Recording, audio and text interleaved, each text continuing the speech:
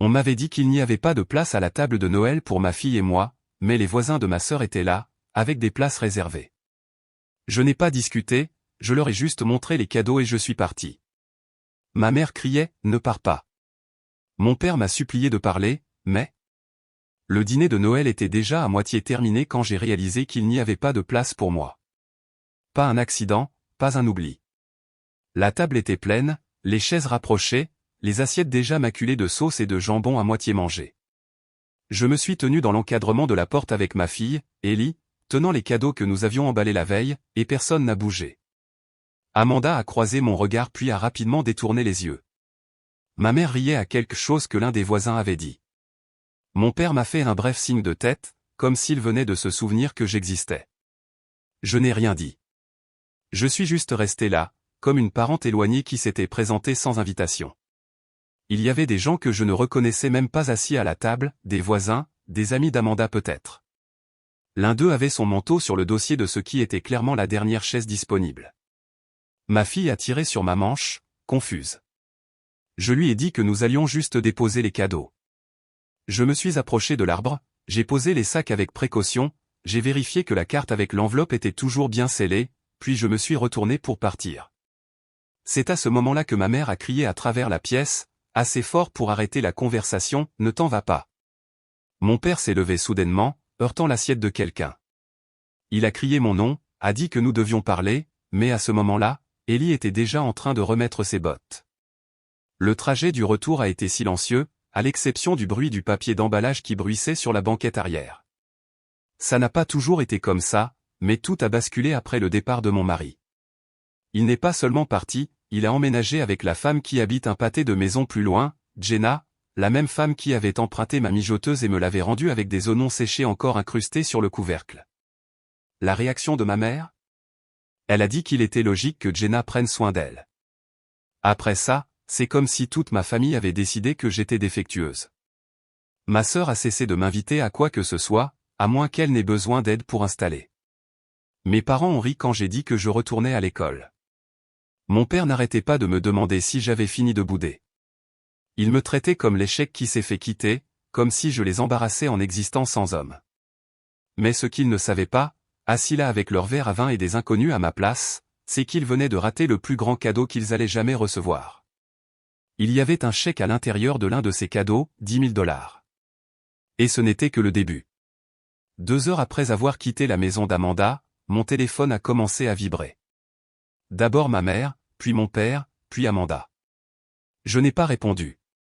Je me suis assise sur le canapé avec Ellie, en regardant le même film de Noël que nous avions regardé 3 soirs de suite. Il n'arrêtait pas de me demander pourquoi nous devions partir si tôt. Je lui ai dit que nous fêterions juste toutes les 2 cette année. Je lui ai dit que c'était spécial comme ça. La vérité, c'est que je ne me sentais pas capable de parler à aucun d'eux sans dire quelque chose que je ne pourrais pas reprendre. Pas encore. Il a fallu moins de 24 heures à Amanda pour m'envoyer un SMS. Elle m'a demandé si je pouvais revenir chercher les cadeaux que j'avais laissés, disant qu'il ne voulait pas ouvrir les mauvais par accident. J'ai regardé son message pendant un long moment avant de le supprimer. Il pensait que je bluffais, que j'étais trop sensible, que je reviendrais en rampant comme toujours. Puis, le soir de Noël à 21h47, j'ai eu la première vraie réaction. Mon père a appelé 3 fois de suite, a laissé un message vocal au 4e appel. Il avait l'air paniqué, a dit quelque chose à propos de l'enveloppe, a dit que je devais l'appeler immédiatement. Je ne l'ai pas fait, car l'enveloppe qu'ils ont trouvée n'était pas qu'une carte.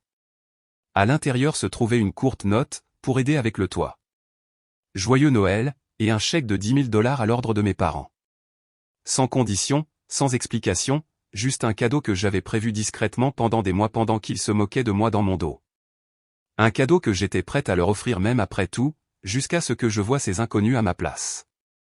Le lendemain matin, j'avais 11 appels manqués, 2 longs messages vocaux de ma mère en pleurs et un message désespéré d'Amanda qui disait simplement « Tu es sérieuse ?» Je n'ai pas répondu. Je me suis connecté à mes comptes à la place, j'ai annulé les 3 paiements automatiques que j'avais mis en place pour couvrir leur internet, leur électricité et une carte de crédit que ma mère avait ouverte juste pour obtenir les récompenses. Ils n'ont jamais pensé que c'était moi qui maintenais ces lumières allumées. Ils allaient bientôt le découvrir. À 14h12, mon père a essayé d'appeler à nouveau, puis il a envoyé un SMS, « Nous devons parler, s'il te plaît. Tu ne comprends pas ce qui se passe. » Oh, je comprenais parfaitement. Il ne voulait pas de moi là-bas, mais il voulait ce que j'apportais. C'est ce qui brûlait le plus, pas le manque de chaises, pas les étrangers qu'ils avaient choisis à ma place, mais la certitude que même maintenant, avec tout qui s'effondre, ils ne pensent toujours pas qu'ils ont fait quelque chose de mal. Mais j'en avais fini de donner, et je ne leur avais même pas encore parlé de la deuxième surprise. Je n'ai répondu à aucun appel le lendemain de Noël, ni le jour suivant.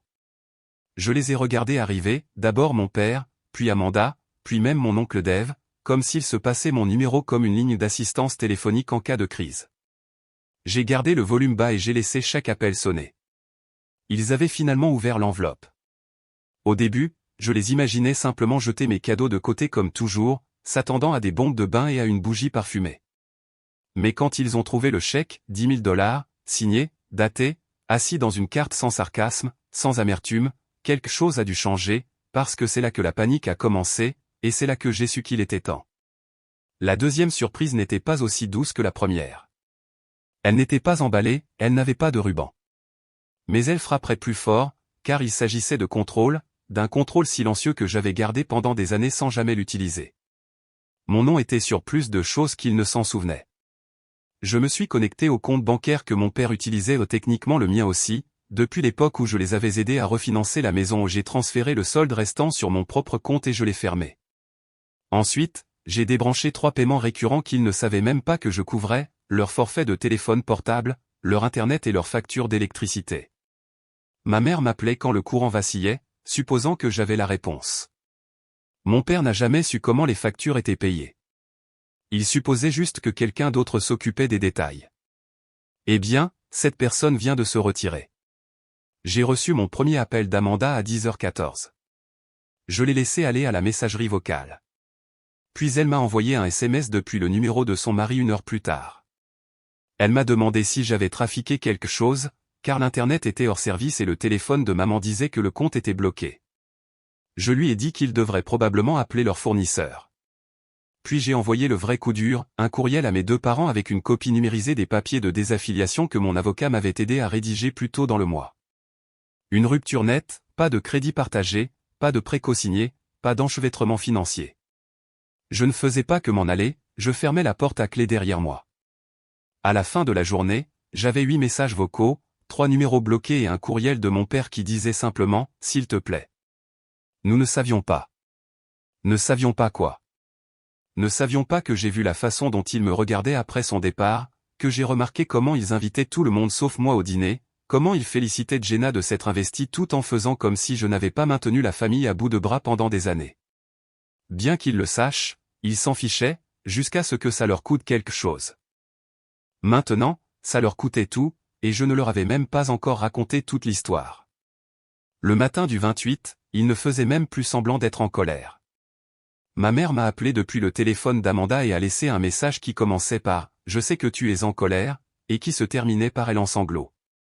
Mon père m'a envoyé un mémo vocal où il disait les mots « J'ai merdé » pour la première fois de ma vie. Je n'ai pas répondu.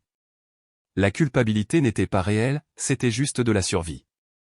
Ils avaient vécu pendant des années dans un système où je payais tranquillement pour leurs erreurs, j'absorbais leur cruauté et je maintenais les lumières allumées sans avoir besoin de remerciements. Maintenant que ce système s'était effondré, ils avaient peur, pas de regret, juste peur. Amanda s'est présentée chez moi vers midi. Elle n'a pas envoyé de SMS avant, elle a juste frappé. Quand j'ai ouvert la porte, elle a essayé de me dépasser pour entrer dans la maison. Je ne l'ai pas laissé faire.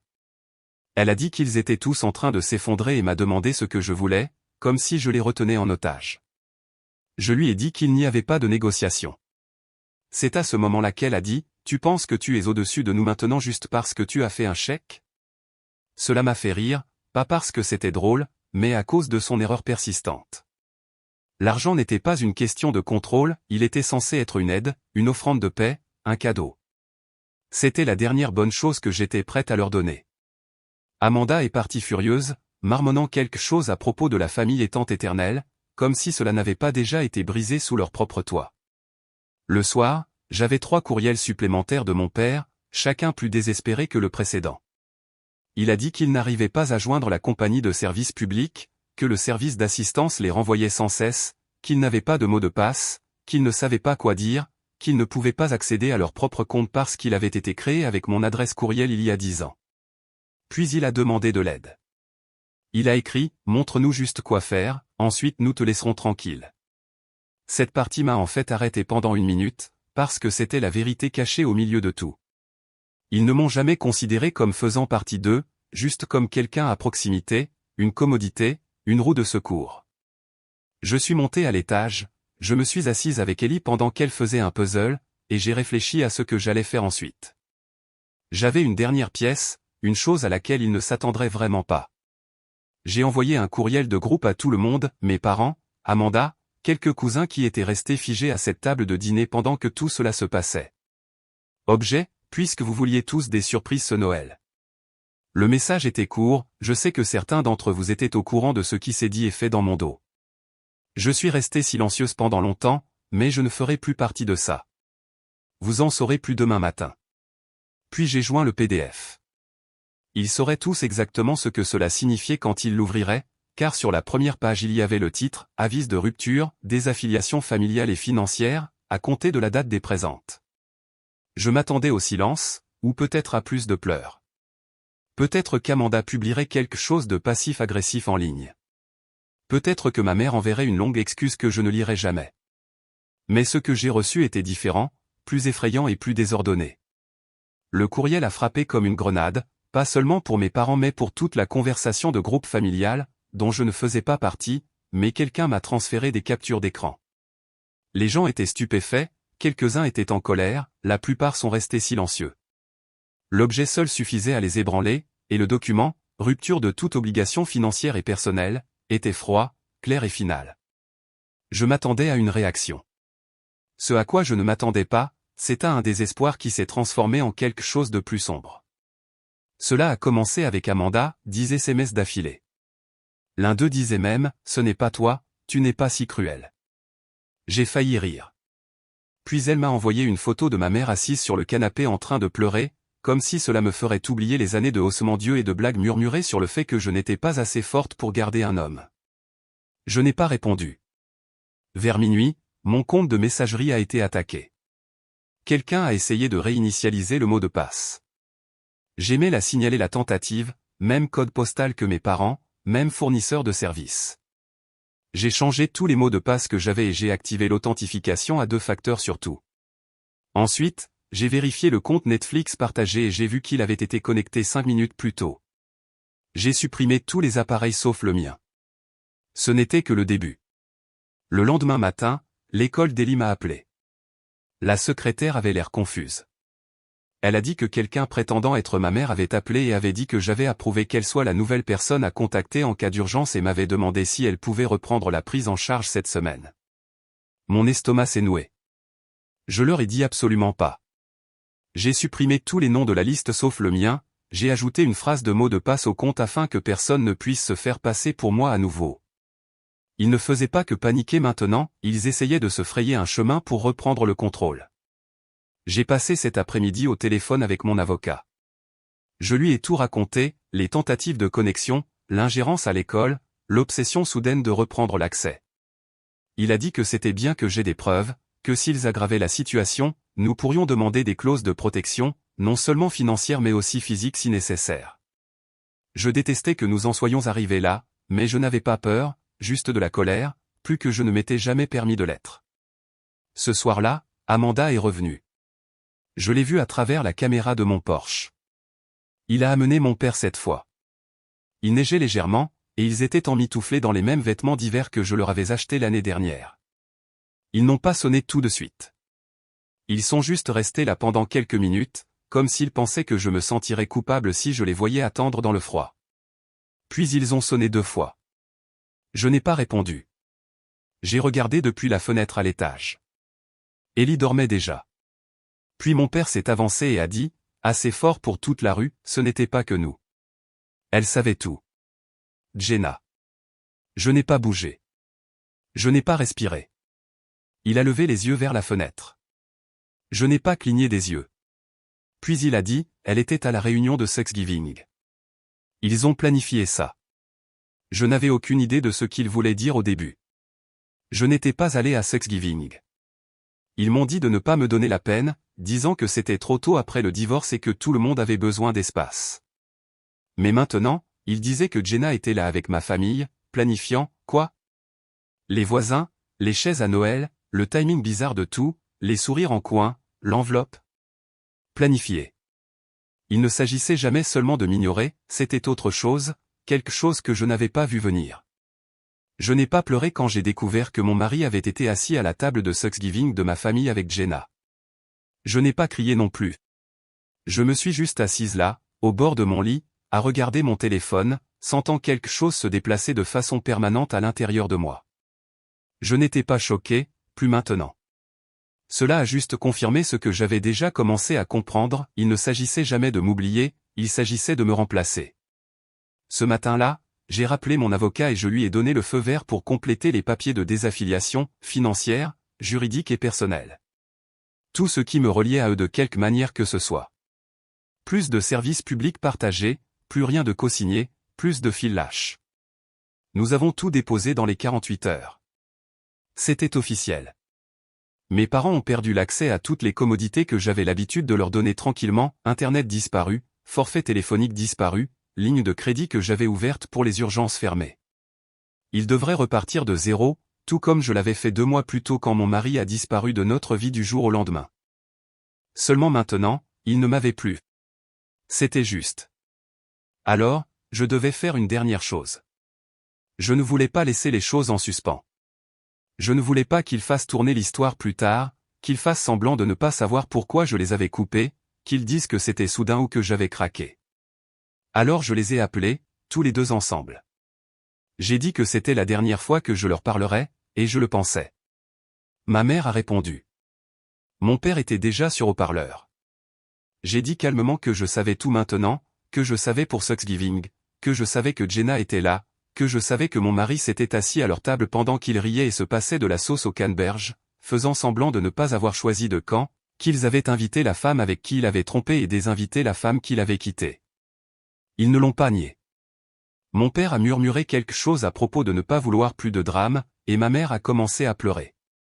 Elle a dit qu'elle pensait que je serais trop émotif si je le voyais. Je lui ai rappelé que j'avais couvert leurs factures, que j'avais un chèque sous cet arbre, $10 000 pour réparer leur maison, que je l'avais apporté même après tout, et ils l'ont quand même choisi elle. Puis je lui ai dit que j'avais annulé le chèque. Je lui ai dit que la banque l'avait confirmé. Ils ne verraient jamais cet argent, pas $1, et leur toit fuirait jusqu'à ce qu'ils trouvent comment le réparer eux-mêmes. Ils se sont tus. Je leur ai dit une dernière chose, que j'avais tout écrit.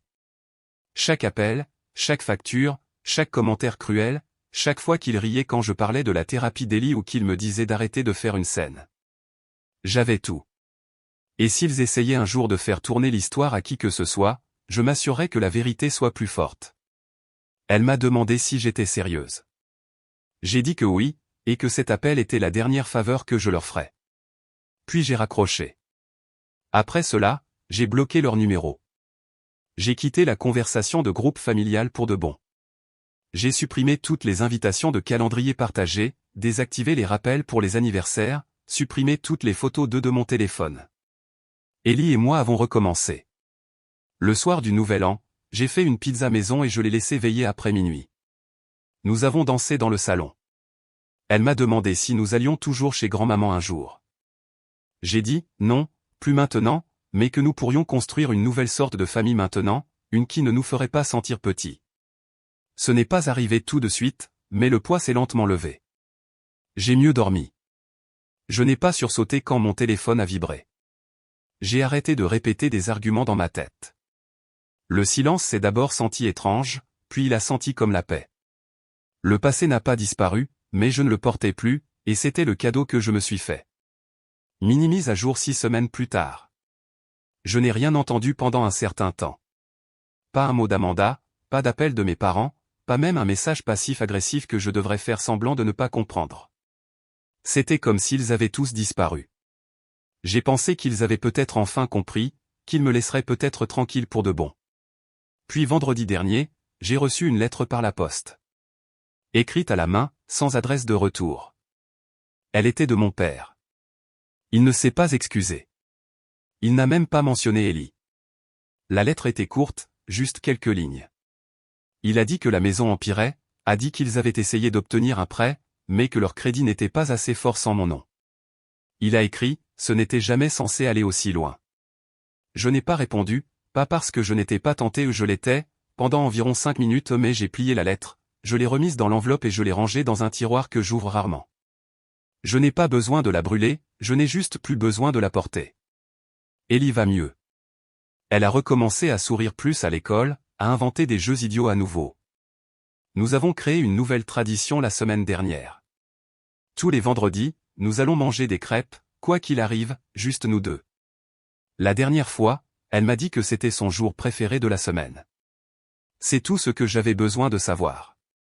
J'ai pris la bonne décision. Parfois, la chose la plus radicale que vous pouvez faire est d'arrêter de prouver votre valeur aux gens qui ont déjà décidé de l'ignorer.